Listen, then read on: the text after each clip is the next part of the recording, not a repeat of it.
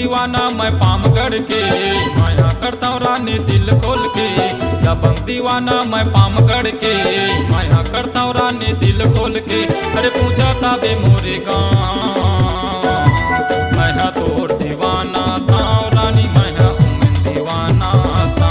मैं तोर दीवाना था गरी, मैं उमन दीवाना था।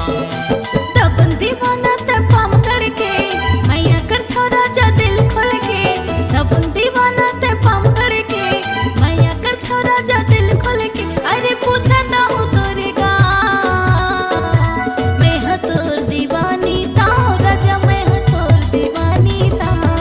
मैं हाँ तोर दीवानी था टूरा, मैं हाँ तोर दीवानी आ।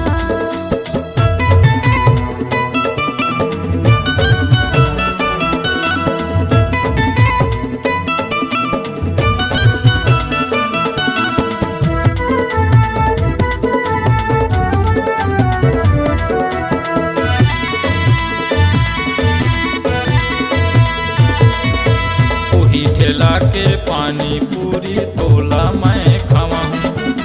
देखत रही जाही जमे टूरा मन दर्शन तोर करा हूँ।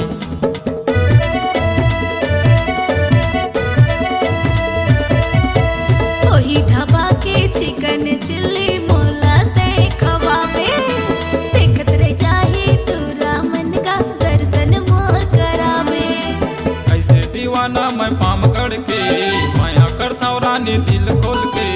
ऐसे दीवाना मैं पामगढ़ के, माया करता हूँ रानी दिल खोल के। अरे पूछा था बे मोरे गाँव, मैं हाँ तोर दीवानी था राजा, मैं हाँ तोर दीवानी था। मैं हाँ तोर दीवानी आ करिया, मैं हाँ तोर दीवानी आ।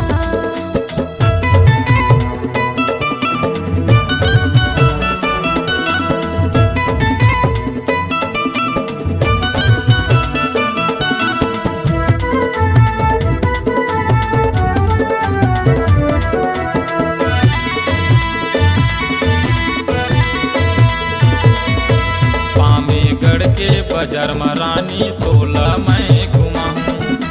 देखत रही जाही जमे टूरा मन फैशन तोर करा हूँ।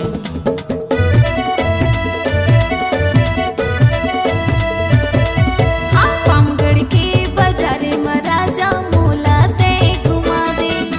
देखत रह जाही जमोटू रमन लिपस्टिक मोला लगा दे। ऐसे दीवानी मैं पामगढ़ के, मैया करी हो राजा मन भर के।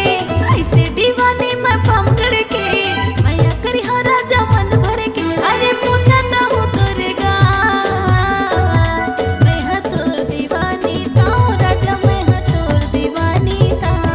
मैं हाँ तोर दीवानी आ करिया, मैं हाँ तोर दीवानी आ। दबंग दीवाना मैं पामगढ़ के, माया करता हूँ रानी दिल खोल के। दबंग दीवाना मैं पामगढ़ के, माया करता हूँ रानी दिल खोल के। अरे पूछा था बे मोरे गाँव,